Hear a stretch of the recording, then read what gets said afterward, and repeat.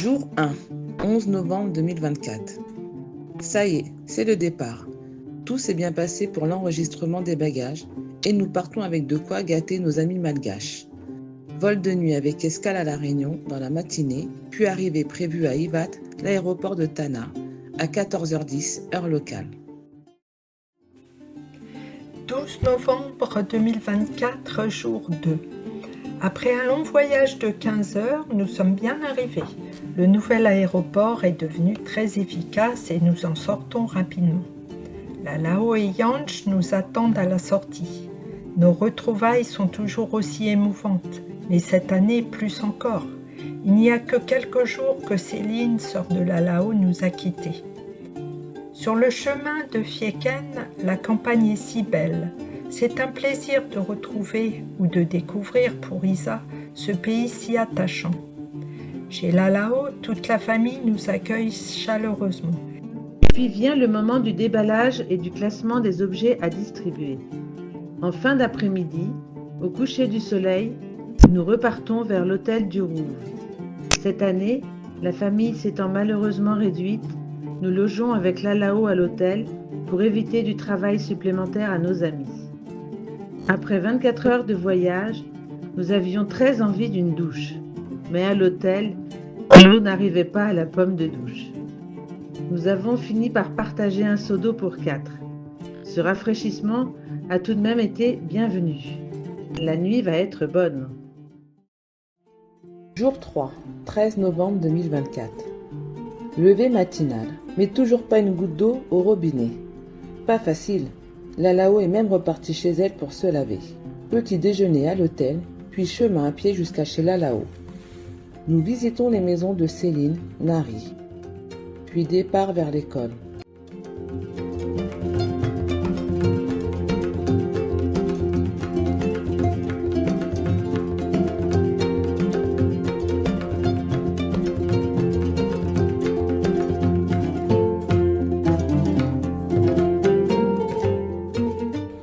Grand moment pour moi.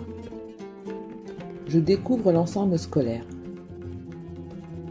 Malheureusement, le puits en construction ne contient plus d'eau.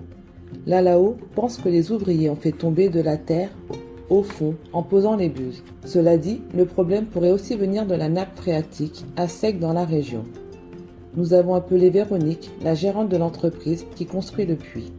Quelqu'un viendra vendredi. Le nettoyage du puits était de toute façon déjà prévu. Nous faisons le tour des bâtiments pour prévoir d'éventuels travaux d'entretien.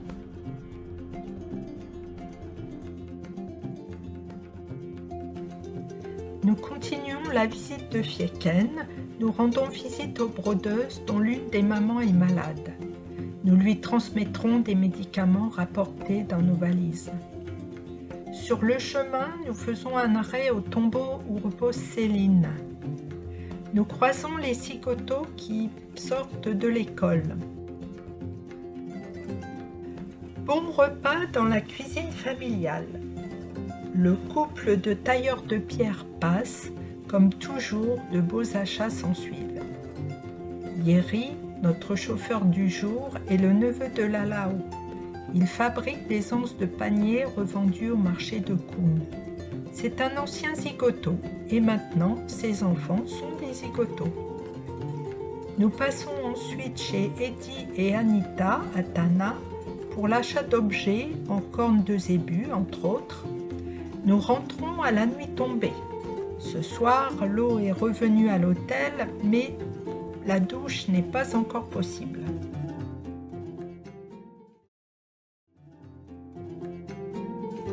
Jour 4. La fatigue commence à se faire sentir. Ce matin, nous avons fait attendre Yeri, notre chauffeur, alors que nous devions partir très tôt.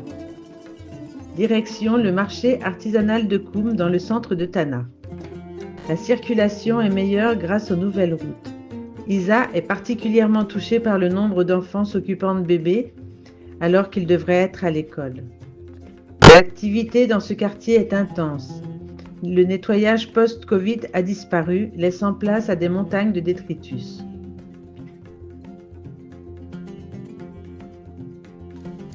Déjeuner au restaurant Le Planète en haut d'un aquel, dans l'ambiance bruyante et vivante du centre.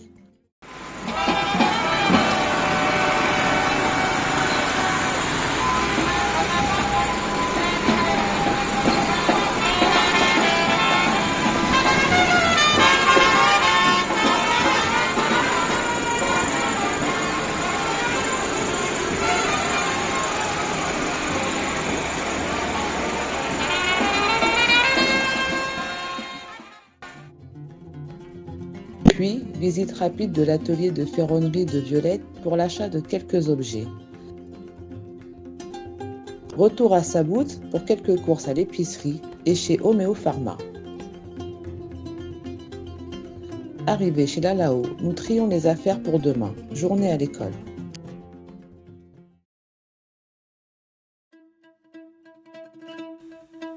« 15 novembre, jour 5. Aujourd'hui, c'est une journée comme on les aime, passée uniquement au village, c'est-à-dire à l'école des Zigotos, au plus près des enfants, enseignants, cantinières, et chez Lalao, en passant par toutes les émotions, mais surtout le plaisir de les voir si heureux, gais et contents de nous voir. En somme, de les voir vivre. Nous rencontrons Zaka, le mari de Véronique, de l'entreprise Madio. Long échange sur le puits et d'autres sujets liés à Madagascar. Il pourra certainement nous aider pour bien plus que les travaux. Il confirme que le puits sera nettoyé, mais que les nappes phréatiques sont bien basses. Le puits mesure déjà 1 mètre de plus que prévu. La sécurité des panneaux qui serviront à faire fonctionner la pompe a été réfléchie et ils seront encastrés pour essayer d'éviter le vol. Ils devront être nettoyés tous les mois et Lalao pense que le gardien de nuit pourra faire ce travail. Par contre, une grande échelle sera nécessaire. Ensuite, nous avons passé un moment à la cuisine pour la préparation du repas. Tout est toujours bien organisé. La maman d'élèves qui fait les près de 200 yaourts les a apportés. Le moment venu, les enfants se sont bien régalés. Nous assistons en fin de matinée au cours de musique.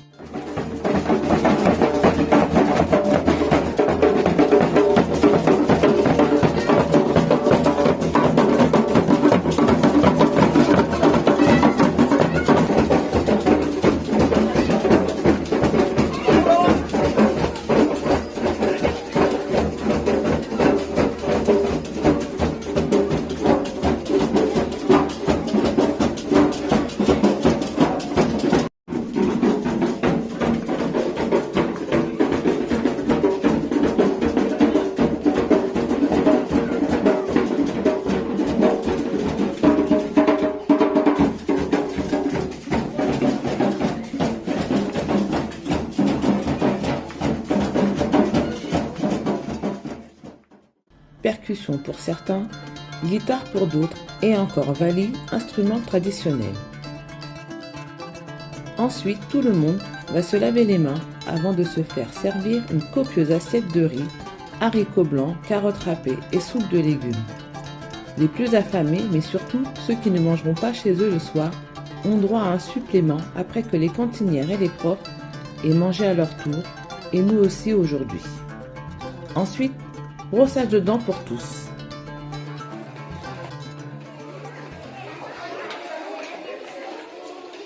La soupe, les crudités.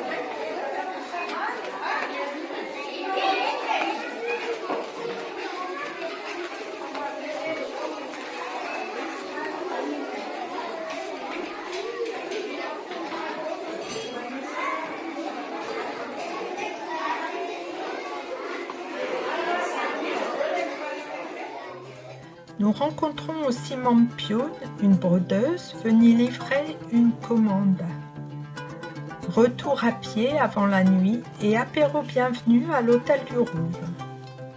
Encore une journée pleine d'émotions sous un soleil de plomb.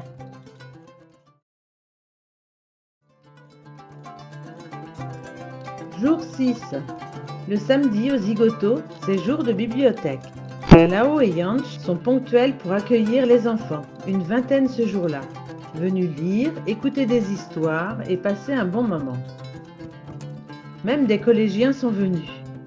La bibliothèque compte plus de 1000 livres, presque tous rapportés dans les sacs. Certains, surtout en malgache, sont bien usés. À 10 heures, réception des épices commandées auprès de Madame Nirina. Quel parfum! Ensuite, Vuns arrive avec sa famille, Diala, Maëlys, la jeune fille qui garde la petite et un cousin. Déjeuner convivial au restaurant avec toute la famille.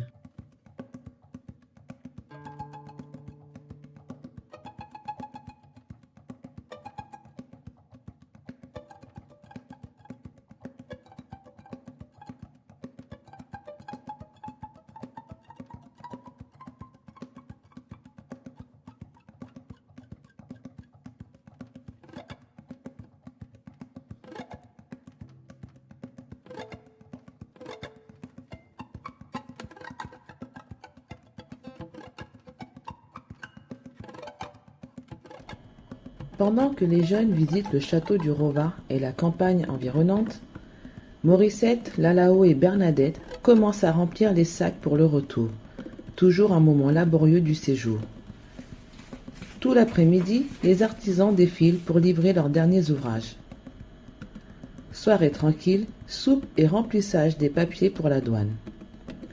Je repars avec les jeunes, Vuns, Diala et Fanir, pour aller boire un verre. Demain, le veto pour Akamasou.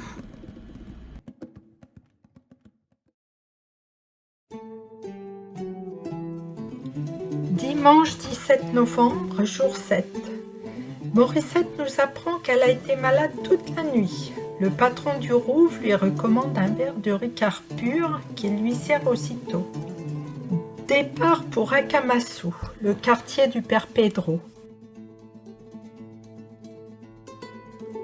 La messe toujours aussi impressionnante. Environ 10 000 personnes chantent, prient et dansent dans un gymnase transformé en église. Un moment fort et inoubliable.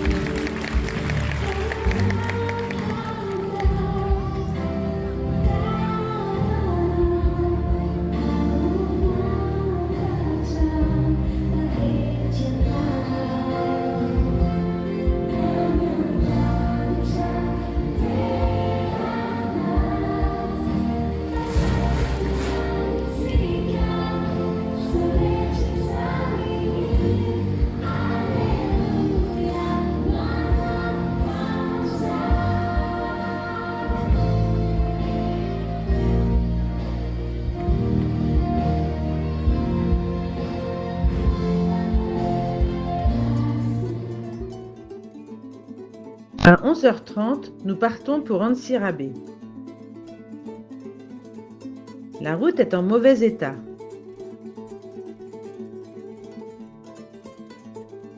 « 6 heures pour faire 160 km.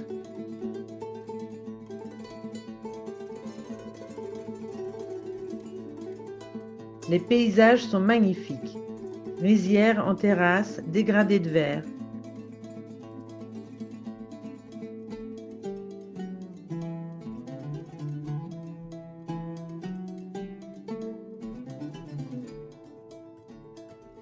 Grâce à Maps, utilisé pour la première fois ici, nous trouvons facilement la maison d'Aina, notre amie chauffeur-guide. Elle n'est pas encore terminée, mais bien plus spacieuse que l'ancienne. Ils ont fabriqué 37 000 briques à la main pour la construire. Notre hôtel n'est autre que la maison de retraite d'Antsirabe, la résidence des Hauts Plateaux. Bâtiment ancien, chambre très agréable. On y resterait bien plus longtemps.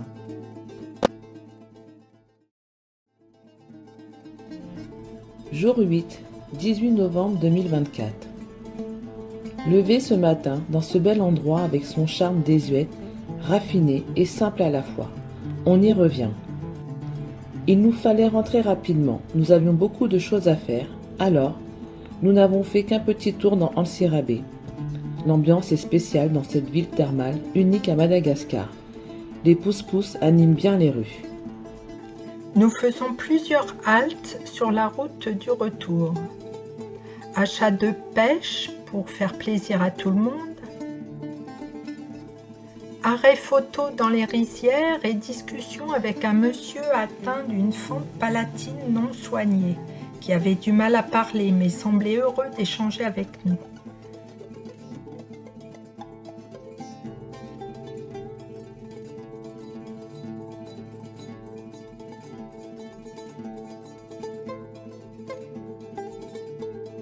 Achat de légumes fraîchement récoltés.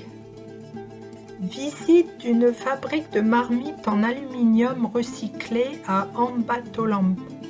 Conditions de travail incroyablement dures. Pieds nus, sans protection, aluminium en fusion, poussière, chaleur.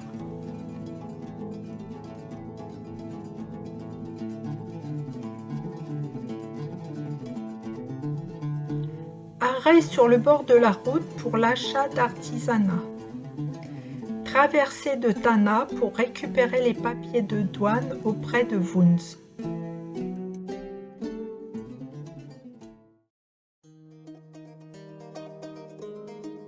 Jour 9, 19 novembre 2024. Départ de l'hôtel à 7h30 car nous devons terminer de faire les sacs. Nouveaux achats de pierres, de très beaux pendentifs, notamment des labradorites. Cette fois, chez Lalao, nous lui laissons sa maison pas trop en bazar. Nous avons pris notre temps, c'était agréable. Direction l'aéroport avec Rico. Juste avant de reprendre la route, Thierry, le directeur de l'école des zigotos, insiste pour nous voir. Il arrive en courant depuis l'école tout fringant pour nous offrir un t-shirt de propagande pour les municipales du 11 décembre. Il soutient Phil, l'ancien maire d'Amboimang. Pour ce scrutin, 8 listes sont en compétition, dont une menée par le mari de Josiane de l'hôtel du Rouve. Bonne nouvelle, le puits contient 1,80 m d'eau claire à 15 mètres de profondeur. Nous déjeunons près de l'aéroport. Nos amis malgaches restent bloqués à l'entrée alors que nous étions déjà passés avec nos chariots. Moment difficile.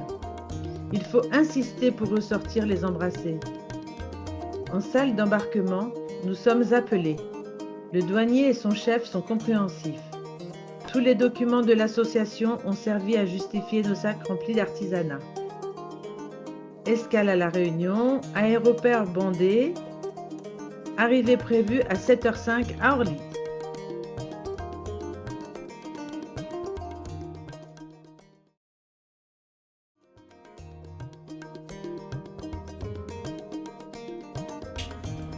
Le décès de Céline a profondément bouleversé la famille, les amis, l'école. Son absence est immense. Il faudra du temps pour se réorganiser, vivre sans elle. Nous avons ressenti avec force l'amitié du village, leur attente bien sûr, mais aussi l'extrême difficulté de leur quotidien. Il est normal de vouloir plus quand on n'a rien, et l'arrivée de projets beaux donne forcément de l'espoir. Fieken s'est beaucoup développé.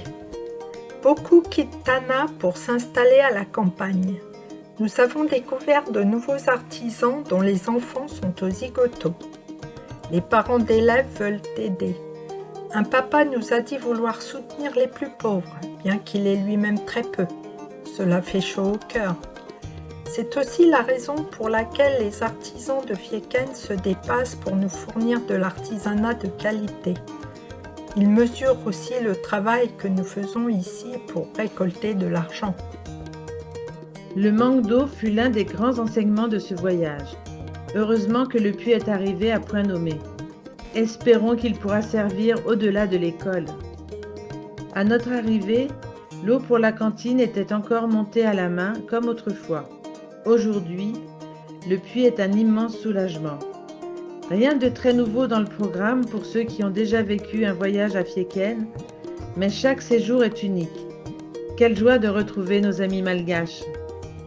Malgré toute l'adversité que nous traversons, c'est toujours une belle aventure. Chaque séjour renforce les liens. À bientôt!